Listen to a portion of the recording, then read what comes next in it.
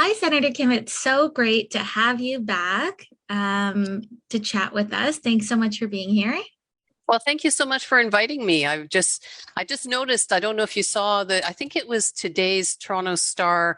There was a comment about the need for more young people, that young people are saying we need more content from our candidates and in particular on TikTok and places. And since that's how we first connected, I just thought it was very interesting. So thank you for all the incredible work you and all of the OnCanada group does. I was going to say gang, but that's not appropriate. So my apologies.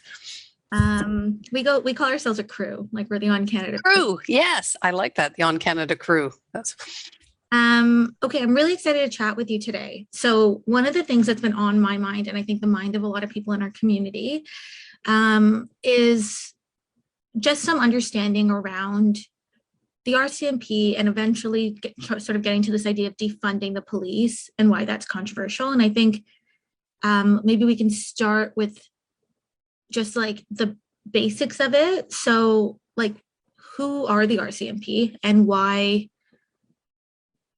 Like, I feel like I grew up like always thinking they were so cool. And then as like with most things, you grow up and then you're like, oh no. And then, so yeah, I think maybe that's where we can start. Who are the RCMP and what do they do?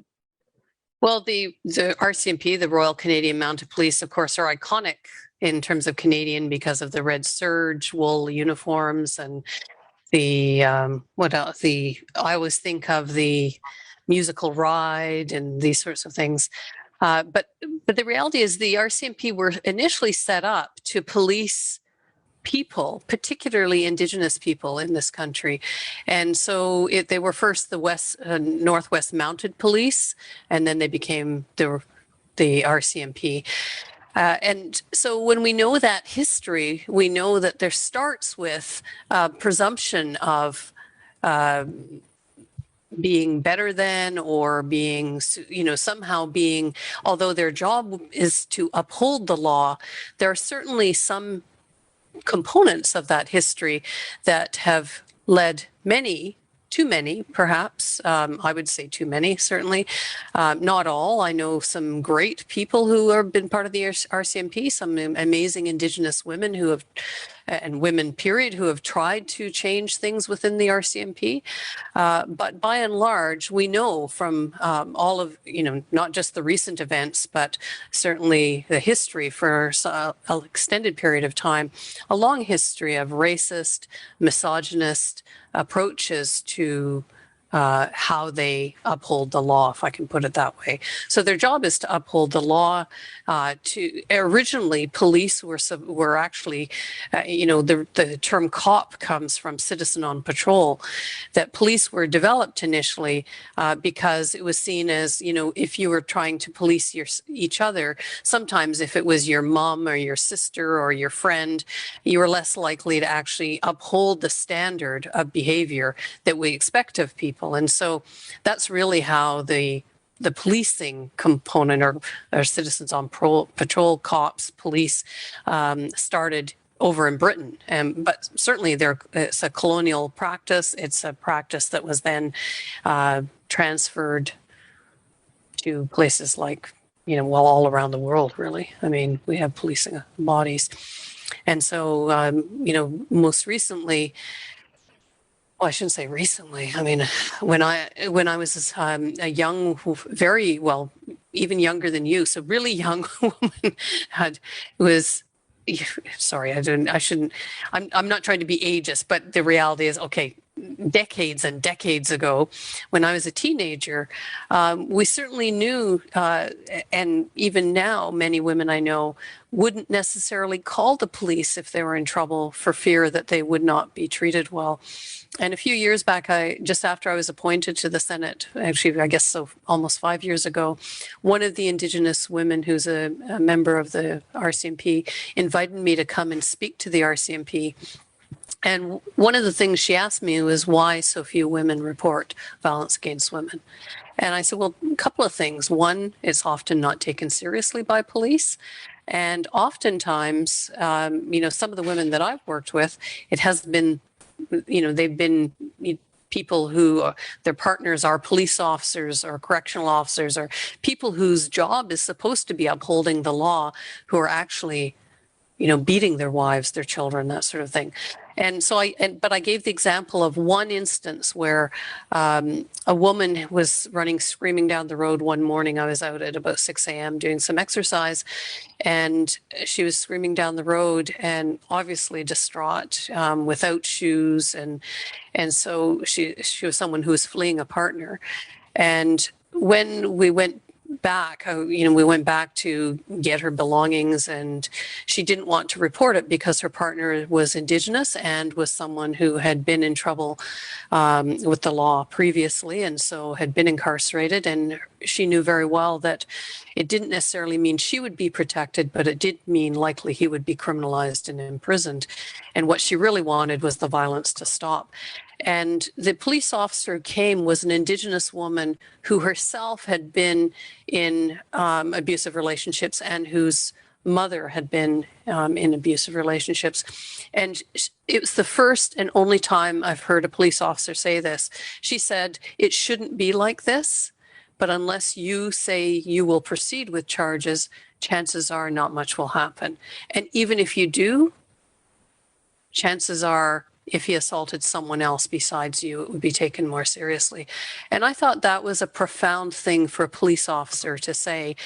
Truthful, horribly honest, horrible that is the truth, but amazingly honest. And as I say, it's the only time I've ever heard that from a police officer. But not surprising, an Indigenous woman who had the lived experience as well.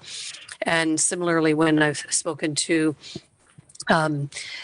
police officers who are racialized, either of African descent or South Asian or Asian, or of individuals who have experienced violence, racism, misogyny, homophobia, all of the types of discrimination that we know exist. They're more likely to have at least some appreciation, but often we'll also talk about the fact that it's very, very difficult as a police officer even to stand up to that. And interesting, a bit parallel, but, was hugely enlightening to many of my colleagues when we were doing the human rights study of prisons over the past 4.5 years. We met with many prisoners, but we also met with many staff members who wanted to meet in camera, so in private, away from the prisons. Some of them also spoke to us in the prisons, but asked to have their names protected. And even though their union and the Correctional Service of Canada gave very different perspectives and spouted basically the policy that was supposed to be in place of non-discrimination, the horrific examples of misogyny and racism and assaults, sexual assaults as well as non-sexual physical assaults, were horrendous. And that was happening staff on staff. So, I started out talking to them, my colleagues, about staff on prisoner assaults and attacks. I didn't have to convince them. I mean, their response was, if this is what's happening between correctional officers, then imagine what's happening to prisoners. And I would say the same is true in the military, that the sorts of complaints we've heard from women and racialized police officers, those who are part of the LGBTQ2S,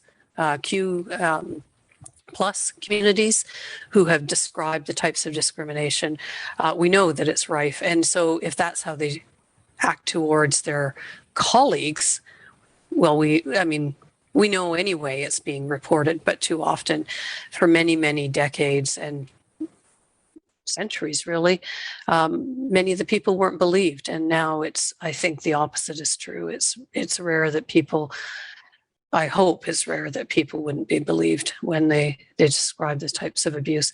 And the incidents last year of George Floyd, Joyce Echaquan, I mean, those aren't the first instances of that kind of horrendous treatment, homicidal treatment of people, but it's probably the first time it's had that kind of publicity. Aside from, I remember back, about 40 years ago with the beating deaths in LA and of Black men, and that was like a wake-up call to folks, but obviously didn't change things enough. And so now the call is to defund the police and instead fund the sorts of resources and services that will assist people to be in community, the sorts of resources and services we know that people need to be more substantively equal, not just the formal equality of the law that says, yes, you are all equal, and then just, ignores the realities of economic, racial, and other kinds of systemic discrimination. So that's, to me, that's what the calls are about. And that we know that we have other ways and better ways that we could be treating people. And so some people say that means totally defund the police and get rid of policing bodies altogether.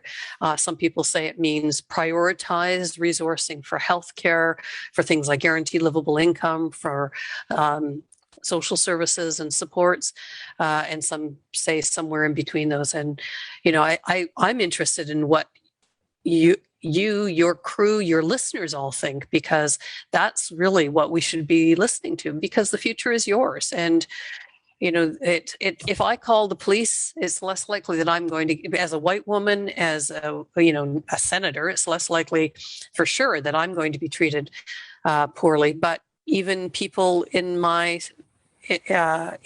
circles, my closest familial and friend circles who have experienced criminalization and other forms, who have mental health issues, are more likely to not be treated that way. And anyway, sorry, I'll keep babbling on. So you don't want to hear me babble anymore. I think everything you're saying rings really true. And I've been really lucky as a woman of color because my parents live in like an upper middle class neighborhood. So the way that my interactions are with the police when they drive by is very different from had we stayed where we lived when I was younger. I think I would have had a very different relationship with the police because we were they were recent immigrants. So like the work that they were doing was not good enough for this neighborhood back then. So so I've also had lived experience with calling the police around mental health issues.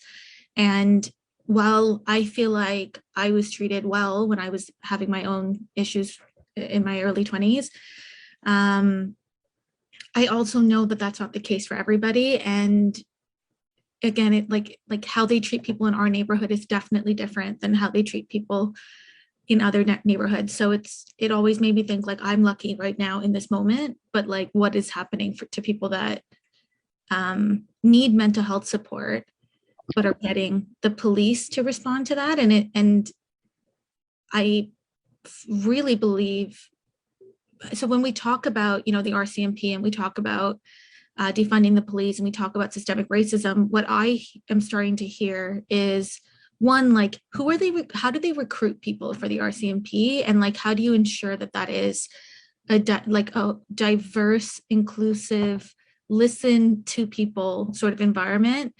And then I hear that there's work to be done systemically to dismantle the fact that the RCMP is rooted in white supremacy and colonialism.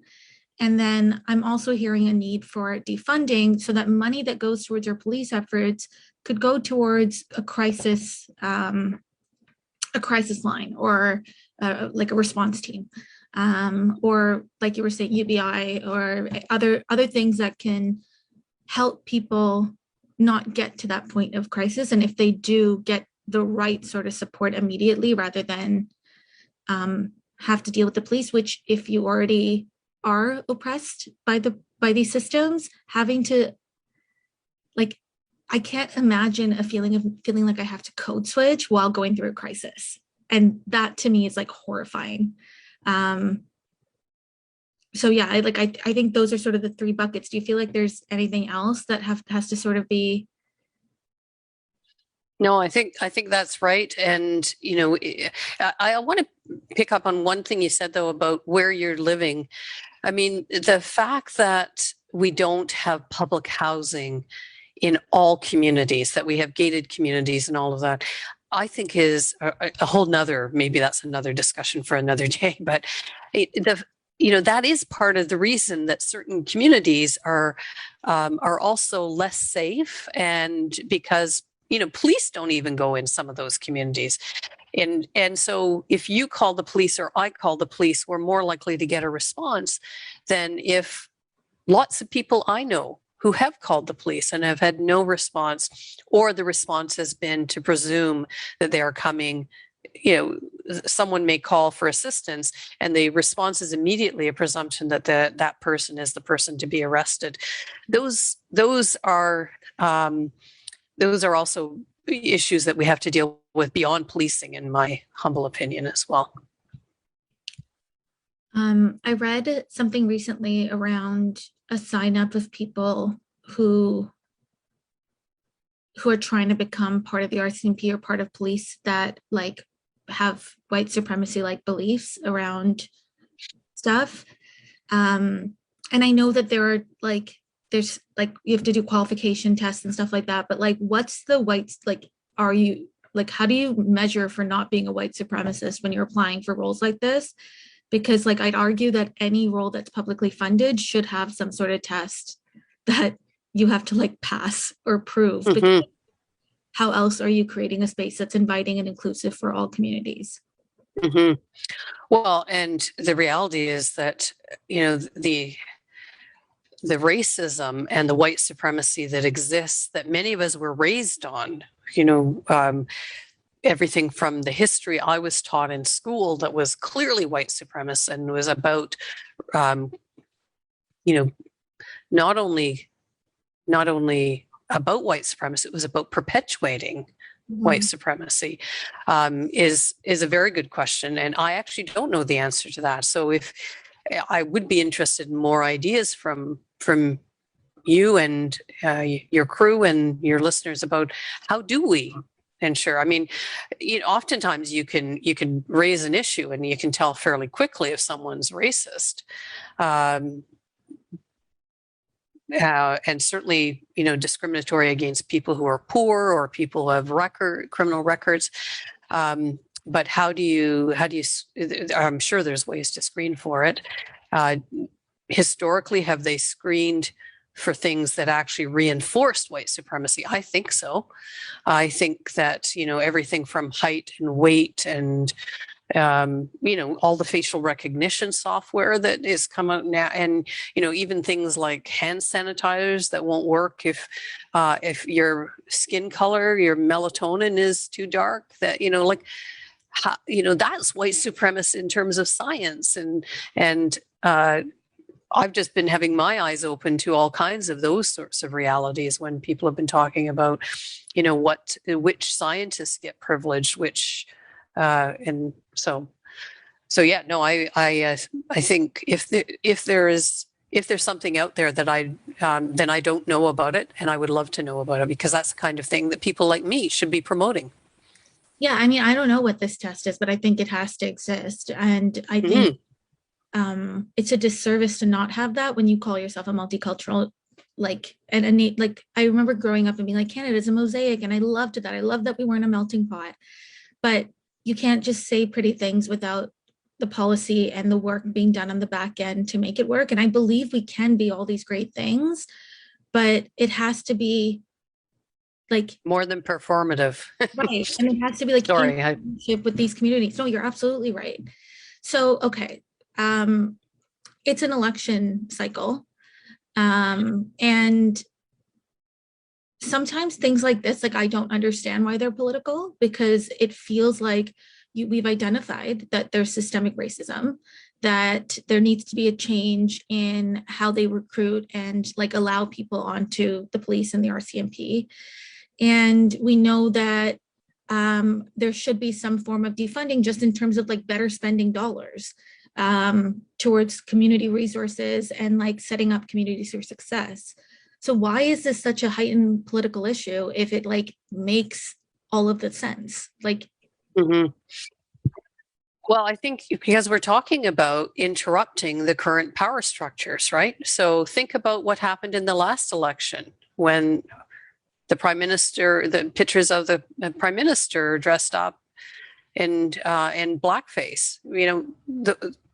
Those are realities that we know about. We know that many people who are in politics come from, not all, but many come from very privileged backgrounds, and giving up that privilege, sharing those resources, sharing the power is often very difficult for people who have it to even contemplate, much less do.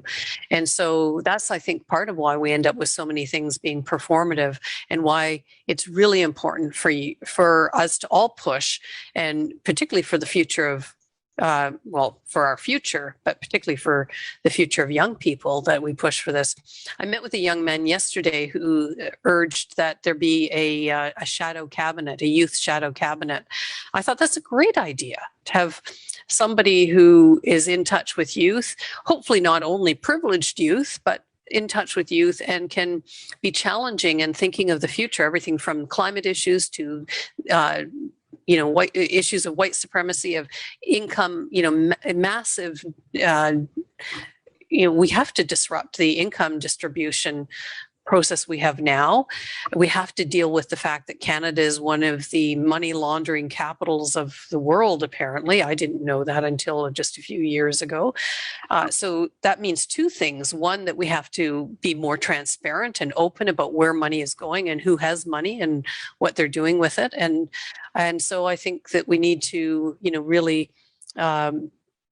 really push for that kind of transparency, but also to push for the kind of representation that we know. I mean, I remember Murray Sinclair talking about the fact that when he was first a lawyer and then a judge, oftentimes it was presumed that he was the accused, and he said, and part of the issue is the police, the lawyers, the judges, not as many as need to look like the people who are coming before them. In fact, precious few. And so I think it's fundamentally about making sure that we're providing a more equal playing field, for lack of a better term. It's not, I don't mean to minimize or make light of it, but, a more equal starting point for everybody, so that people can be participants in the decision making and have more opportunity to do the things they want to do, that will also be part of influencing policy and legislation, and quite frankly, of course, most importantly, practice of how we work, how we operate, how we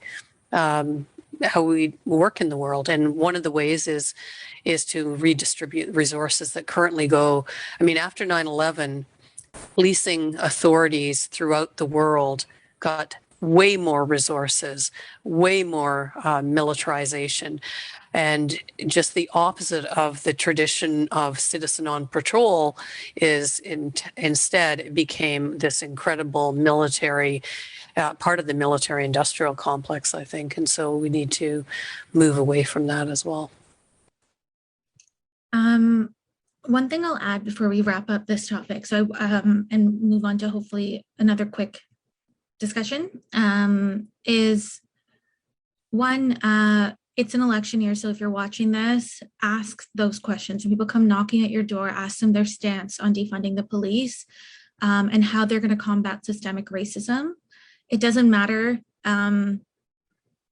It doesn't matter if they don't have a perfect answer or if they don't know what exactly they're going to do, but we have to start asking these questions so that they know it's on our mind. They work for us, so let's hold them accountable. And then the one other thing I'll add to what you were saying, Senator Kim, is that when you were saying there should be a shadow cabinet for youth, two things. One, they should be paid, because too often young people are asked to do volunteer work, much like this project, where we're not being paid for the time and the effort we're putting in, and volunteering is a privilege. Not a lot of people can do it without a paid, this type of stuff. Absolutely. I absolutely agree with everything you just said. Ask every candidate those questions and ask them if they get elected and if they are a minister, how much will they pay their advisor and how many advisors will they hire? Absolutely. And then the other thing I would say, and this is something that I've realized recently, more clearly, like I think I always felt it, but then more clearly as I started studying and understanding these spaces a bit more, it doesn't really matter if you invite a young person to the table if their voice isn't heard. It doesn't matter if you invite a person of color to the table if their voice isn't heard. In fact, like we'll convince ourselves in those spaces that we're so lucky to be there and that we won't even see it as a problem yet because we're just so grateful to be invited. But that's such a wasted opportunity, not only for that person, like that young or BIPOC person, but also for the work that leader is doing. You're like, I think that's the thing that's always confused me is that like, we know Canada's diverse, so why aren't we trying to reach that group of people? It's not like that means you leave out white people. It just means that you're creating a bigger table for more people to come to. And I think that's what I've noticed, and part of the reason why I really believe in this project is that we show up fully in spaces that we're in, even like people on our team now, because we're so used to it internally that when we go to other spaces, we're just like our full selves unapologetically. But also that should be the norm, and that's how people should be able to show up in spaces without fear of like stirring the pot or not getting the next promotion or not any of those stuff. Like those spaces should be inviting. Absolutely. And I'm sorry, I'm vibrating. You can probably tell I'm so, yeah. And I apologize for interrupting you earlier. I so agree with that. And, you know, one of the things that just reminded me of this in the last few weeks is someone who became very dear to me, a woman I met first, who was a racialized woman who was in prison and was in a prison for men because of a number of things she was fighting for. And nobody had visited her for almost 3 years when I went to see her. And she's dear to me for so many reasons. But one of the first things she said to me when I said, you know, how do I do this job in a way that's going to be the most effective? This is when I was starting with Elizabeth Fry, so 30 years ago. And she said, just remember that it is just as disrespectful to ignore what I say or to parrot what I say as it is to ignore what I say. That if you really want to learn and grow, it's an iterative process. She may not have used the word iterative. I now use that word, but you know, a perfect example is all of the work that I'm doing now that is being enriched by the analysis that you have, that other young people I'm engaged with have, is moving that forward. The reason we have interns in our office is not just to provide an opportunity for young people, it's because it brings the reality of what's happening in the world to our office. And so we're informed, and it's part of why we're doing, social media and trying to reach out.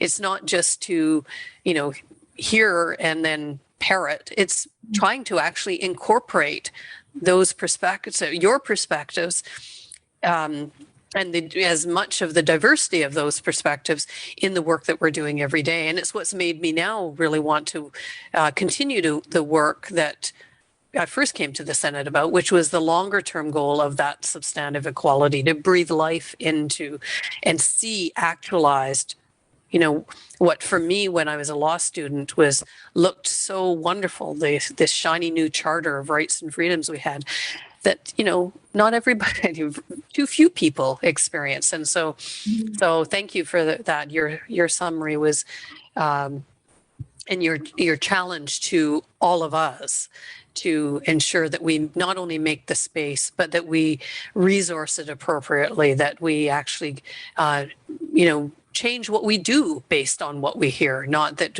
we think, pat ourselves on the back that, oh, we're engaged with a few young people or a few people who don't come from the same perspective we have. Well, okay, let's wrap up this one because I want to talk to you more.